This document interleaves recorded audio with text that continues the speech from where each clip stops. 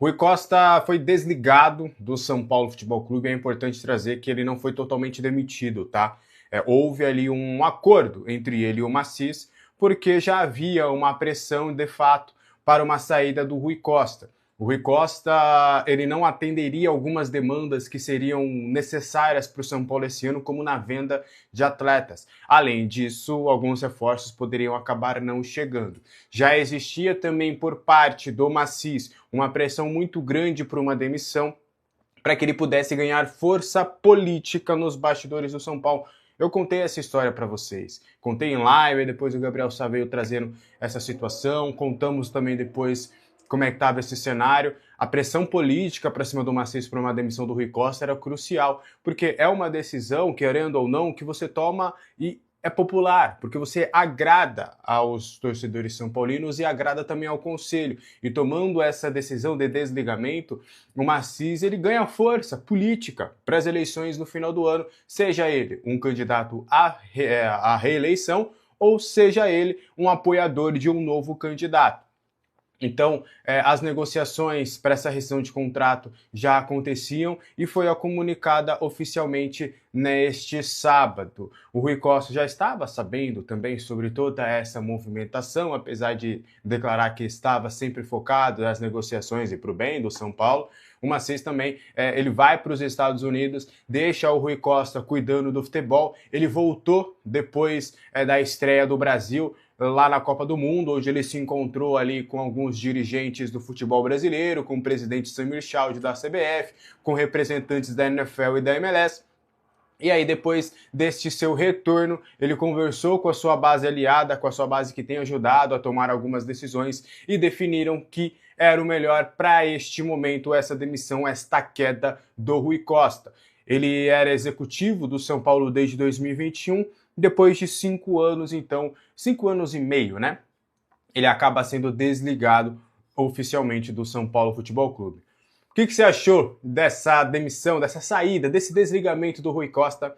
Quero saber muito a sua opinião nos comentários. Bora trazer mais detalhes, vamos informar vocês sobre mais bastidores e sobre situações.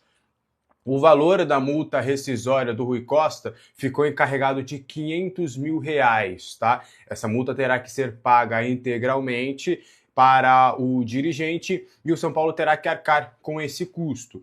Esse sempre foi o valor da multa contratual, tá? Ela equivale a 3 meses de salário. Então, o Rui Costa ganhava, né, algo em torno ali de 150 e poucos mil, ali tinha ali várias questões como férias e tudo, tem a parte também que era de CLT, o contrato do Rui Costa era bem próximo ao do que um de jogador de futebol. Ele tinha algumas questões de CLT e tinha outras questões também de PJ. Então, fazendo toda essa junção, o São Paulo calcula que vai ter que pagar algo em torno de 500 mil para o Rui Costa.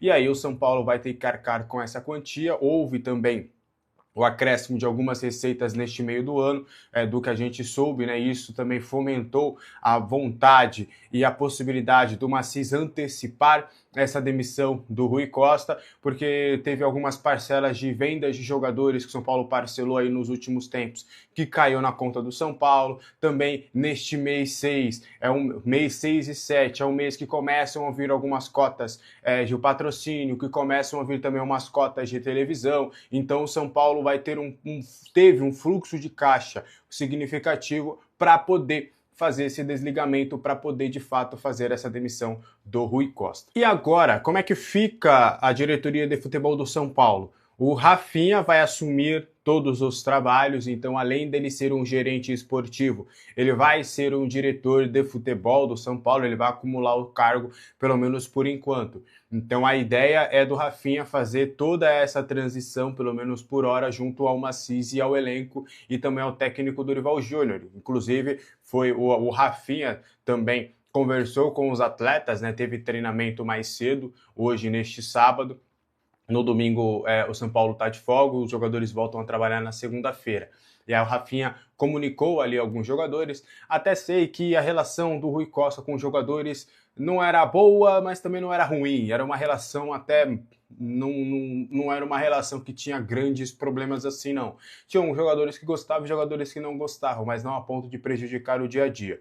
Então, o Rafinha será o diretor de futebol por enquanto, e é ele que vai assumir os negócios, né? O São Paulo tem negociações vigentes com atletas. A do Victor Sá está fechada, então é só uma questão de chegar uma documentação para o São Paulo finalizar ali alguns trâmites. Então, pelo menos por enquanto, essa questão do Victor Sá está sanada. Só que aí o Rafinha vai assumir algumas negociações do departamento de futebol. Então, por exemplo, o Rafinha ele vai ter que lidar com a negociação com o Arthur Chaves, que é o zagueiro que o São Paulo vem tentando, que é o Nassif, inclusive, que é o empresário, ele tem uma boa aproximação com o Rafinha. O Rafinha também terá que, pelo menos por enquanto, assumir as negociações também com o Botafogo. Um outro ponto importante dessa demissão do Rui Costa vai ser a facilidade agora da comissão de ética em vasculhar alguns documentos que foram pedidos. O Rui Costa também sofreu uma pressão muito grande da parte política do São Paulo e a comissão de ética tinha pedido algumas documentações do departamento de futebol para corroborar e ajudar nas investigações de Carlos Belmonte e Casares, que são dois conselheiros que estão sendo investigados pela comissão de ética e podem acabar sendo expulsos do quadro associativo do clube. E existia uma dificuldade por parte da comissão de ética de acessar algumas documentações, a famosa caixa preta do futebol do São Paulo. E o Rui Costa não estaria facilitando essa troca de documentos com a alegação de que muitos dos contratos são confidenciais e que ele não poderia acabar liberando mesmo por uma comissão de ética, mesmo com solicitação, que até de maneira estatutária você tem base para não liberar essas documentações para a comissão de ética. Por mais que pode ser ético, mas ele antiético, isso não seria ilegal, porque ele tem base do contrato ser confidencial para não entregar para a comissão de ética. Só que isso também fez um barulho muito grande na gestão Massis, porque o Massis se via muito pressionado porque as pessoas realmente eles querem trabalhar com essa possibilidade, principalmente de expulsão do Casares. A do Belmonte também poderia acabar acontecendo nesse quesito. E aí agora, internamente, o Conselho do São Paulo acredita de que realmente agora vai ter ali uma possibilidade maior de investigação em vários contratos do departamento de futebol. E aí fica também a questão se o Arboleda pode voltar. É importante trazer que essa decisão, por mais que ela tenha sido tomada de maneira consciente, ela ainda é muito nova. Então, há ainda algumas questões. Eu sei que existe uma pressa por parte do torcedor de pensar, pô, já começam as perguntas. Ah, o Mike volta então, o Arboleda volta, o Young volta, o Dorival como é que ficou? E isso, que não sei o quê, como é que tá isso? Então ainda é muita calma para entender os cenários, não é uma decisão simples e fácil. E aí muitas pessoas já perguntam sobre Arboleda. O Arboleda, é importante trazer que pelo Massis e pelo Rafinha, não existiria empecilhos para um retorno do Arboleda. Isso é um ponto. Ficou muito centralizado na decisão do Rui Costa de não reintegrar o Arboleda. Isso é um outro fato. Agora, se a partir de agora Rafinha e Massis tomarão a decisão de reintegração de Arboleda, isso é uma outra história. Essa decisão ainda não foi tomada. Perguntei sobre essa decisão, ainda não conversamos sobre isso. É a aspa de uma das fontes. Então, calma também nesse quesito, é realmente uma possibilidade, isso realmente pode acontecer, só que pelo menos por enquanto é algo especulativo, é algo que eles não sentaram para conversar, porque imagina, é muita coisa para o Rafinha assumir, entender o que está sendo feito, entender os processos que estavam, assumir todas as negociações, ligar para as pessoas, conversar com as pessoas. Tem um projeto do departamento de futebol que ele vai ter que lidar agora. Então essa questão do futebol não é uma, vem a Arboleda. Não, ainda não tomaram essa decisão. Mas é óbvio que há uma expectativa até agora de pessoas ligadas ao Arboleda, e essas pessoas que a gente conversou sobre isso, agora há uma expectativa de uma reintegração. Por quê? Porque eu trouxe essa informação e confirmei mais uma vez nesse sábado de que a briga do Arboleda foi com o Rui Costa. A rixa do Arboleda foi com o Rui Costa. Ele teve ali, a questão dele não gostar de ter ficado no banco e tudo pro Tolói? Tem, beleza. Mas isso poderia ter sido contornado, porque o Roger Machado conversou com o Arboleda e o Arboleda, na ocasião, parecia ter entendido. Só que aí a briga maior foi com o Rui Costa. E o Arboleda se sentiu desrespeitado pelo Rui Costa.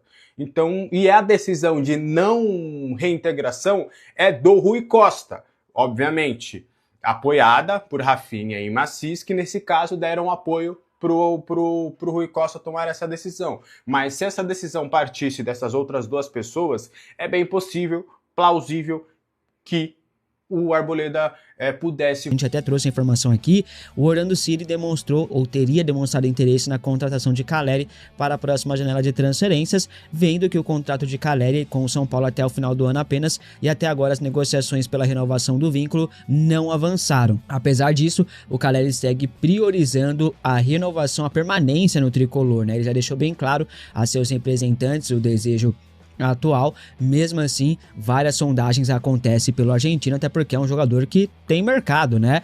Quanto ao interesse do Orlando City, ele foi negado pelo próprio diretor executivo de futebol do clube norte-americano.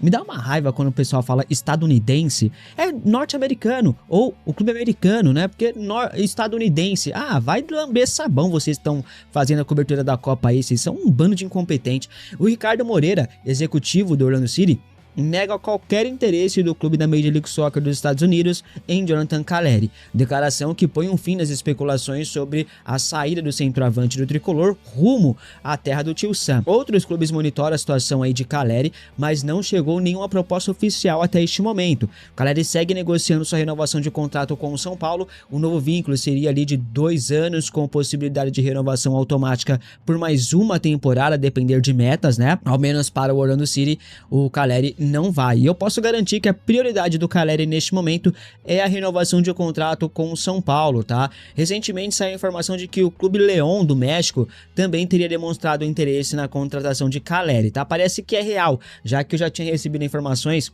de que alguns clubes mexicanos estariam de olho no Caleri, né? Não só clubes do México, mas também clubes da Argentina estariam de olho, e clubes também dos Estados Unidos. Até o momento não chegou nenhuma proposta oficial por Caleri, algo que pode ser que chegue na próxima janela de transferências, que abre só no dia 20 de julho, então tem muito chão pela frente ainda, e o Caleri ainda não acertou a renovação contratual.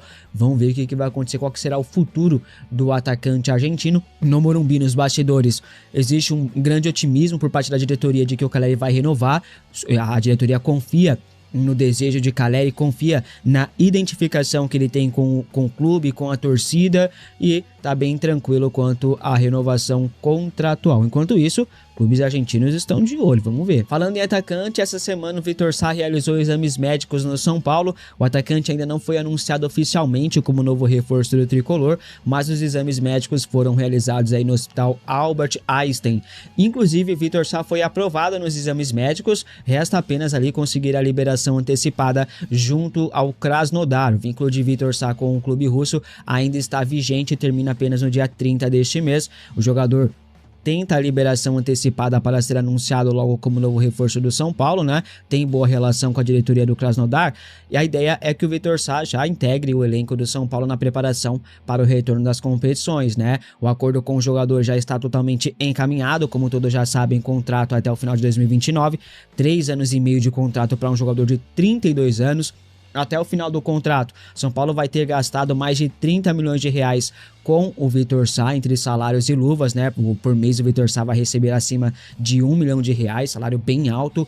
Para um jogador que não tem números expressivos, eu acho uma jogada assim patética, bizarra, nível Rui Costa de diretoria, né? O anúncio oficial depende agora de detalhes burocráticos. O Krasnodar, apesar de ter uma boa relação com o Vitor Sá, tá meio que insatisfeito com a decisão do atacante, né? Porque eles queriam a renovação de contrato com o Vitor Sá, mas também demoraram pra caramba para iniciar as negociações, não tem o que reclamar, né?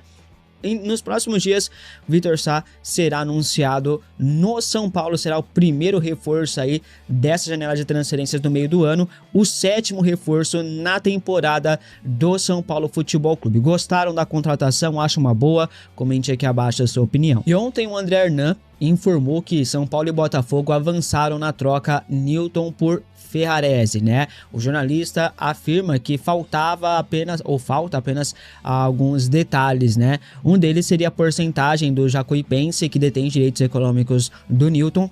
Outro ponto seria ali um acerto com o staff de Ferrarese. Newton é um pedido do técnico do São Paulo, Dorival Júnior, né? Que vê em Newton características importantes para o elenco, para o primeiro volante.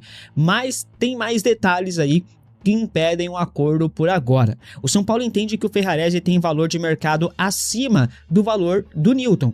Ferrarese está emprestado até o final deste ano pelo Clube do Morumbi, com opção fixada aí, opção de compra em 6 milhões de euros. O Clube do Morumbi entende que o Newton vale pelo menos 3 milhões de euros, né? Enquanto o Botafogo acredita que o Newton vale ali 4, 5 milhões de euros. Ou seja, tem que resolver essa questão, esse impasse financeiro, para o negócio avançar de fato, né? Houve um avanço, mas é um avanço ali a passo de tartaruga, né?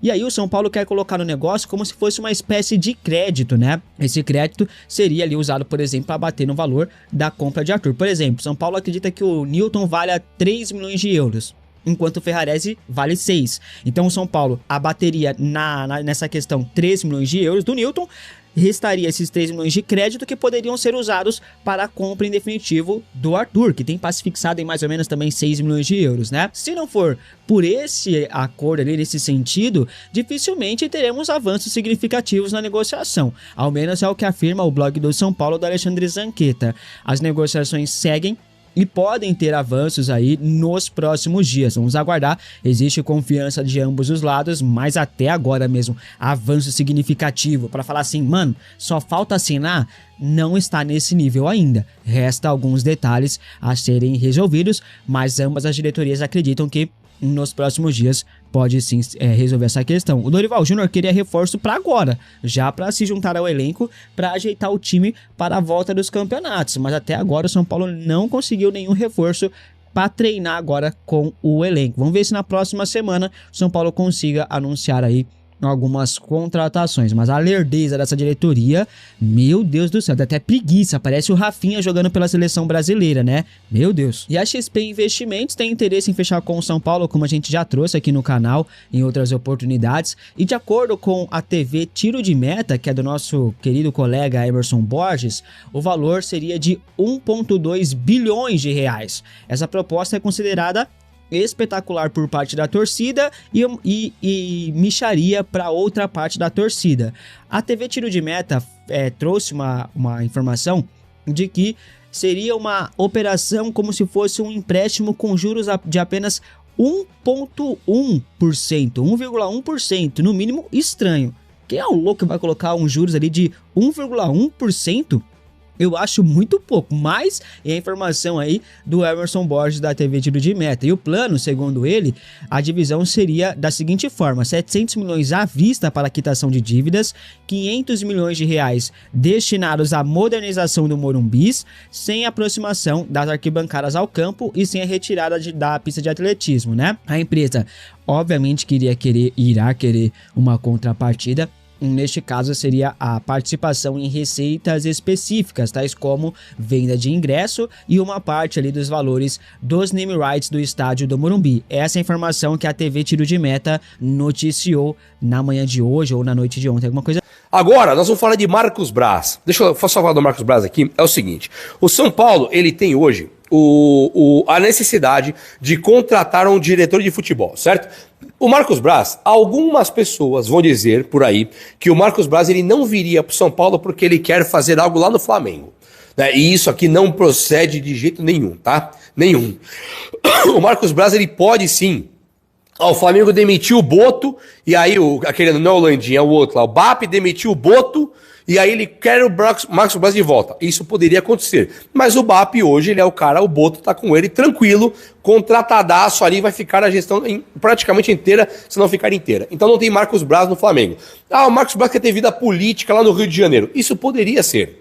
Isso faria até um certo sentido. No entanto, nós temos que lembrar que esse time do Remo, que hoje joga a Série A do Brasileirão, e o Remo não tá rebaixado, hein? O Remo tá mal das pernas, mas não está rebaixado, não. Então, ele é um time, ele eliminou agora o Bahia daquela Copa do Brasil, né? Ele tá no Brasileirão jogando ali mal, mas ele tá vivendo ainda, tem uma vida pra para jogar, tá melhor que a Chapecoense, por exemplo, pode ser que o Remo não caia. E esse time do Remo, quem montou e fez um trabalho extraordinário lá na Série B, foi o Marcos Braz. Então, o Marcos Braz não veio pro São Paulo, não, ele quer pro Flamengo. Esquece, tava no Remo. O Marcos Braz não quer trabalhar com futebol, ele quer viver vida política. Esquece, tava no Remo. Qualquer informação que tenha sobre Marcos Braz e essa refutada, não, ele não viria de jeito nenhum, ele não vem, se não ligar pra ele. Se você não ligar, ele não vem mesmo. Agora, se o São Paulo quiser um diretor de futebol campeão pra caramba, o nome dele é Marcos Braz. E aí, impacta diretamente talvez o Dorival, que foi demitido por ele lá no Flamengo, tá? Pode até ser. Mas o próprio Flamengo declarou abertamente que errou ao demitir o Dorival. E isso é palavra oficial do Flamengo, da diretoria do Flamengo. Eles consideram um erro a demissão que tiveram do Dorival. Então pensar que o Dorival, junto com o Marcos Braz, não daria certo? Daria e muito certo. Agora, quem é o Marcos Braz? O Marcos Braz é o cara... Imagina o seguinte, não foi na gestão do Braz, tá? Foi, eu não lembro direito. Mas assim, o São Paulo pegou... E foi no Flamengo e pagou o Everton, ponto esquerda, por 14 milhões. O Flamengo pegou esse dinheiro, 14 milhões do Everton, foi lá no Santos e comprou Bruno Henrique. É isso. Esse é o São Paulo. Ele vai lá no Grêmio não, ele foi no Flamengo, pegou o Everton machucado e pagou 14 milhões. O Flamengo pegou os mesmos 14 milhões, foi no Santos e levou o Bruno Henrique. Então, o São Paulo tá faltando essa visão. Se você olhar pro São Paulo hoje e pegar o quanto o São Paulo gasta em folha salarial, quanto gasta com futebol por mês, que dá mais de 50 milhões mensais, não era para o time estar nessa berlinda, não era para ser eliminado pelo Juventude. Então, com certeza, falta o São Paulo ter ali, sim, um diretor de futebol. Você olha pro Caleri e pro Luciano, eles são jogadores assim que não tiveram carreira antes do São Paulo, né? O Luciano não deixou saudade no Corinthians, nem no Fluminense, nem no Grêmio. Ele no São Paulo fez o nome dele. Esse é o Luciano. O Caleri, a carreira dele é ridícula fora do São Paulo. Tem nada, absolutamente nada. Joga em times ridículos da Espanha, time ridículo da Inglaterra, time ridículo da China. Jogou no Boca quando era moleque, foi embora, veio pro São Paulo, nunca mais seleção, jogou nada. Não tem carreira. É só São Paulo. Esses caras, eles se criam aqui no São Paulo, eles se crescem aqui. Eles são machos aqui no São Paulo, porque não tem comando. Não tem um diretor de futebol, nunca teve. Desde que tínhamos lá o Raí, era um pouquinho menos mal, mas foi muito mal também administrando. Mas ele era um cara decente. Raí era um cara decente que administrava junto com o Alexandre Pássaro. Não era nada bom, aquilo era horroroso também. Mas aí depois do Raí, nós temos só o Rui Costa. O Rui Costa foi ser o manager, o Rui Costa foi ser o cara da diretoria de São Paulo, tio Belmonte, o Rui Costa era o braço direito, o Rui Costa ganhou muita força no São Paulo, e nós ficamos esse tempo todo contratando o cara. O São Paulo, só pra você ver, o São Paulo contratou o Daniel Alves e o Juan Fran lá na gestão do Raí. Do Leco.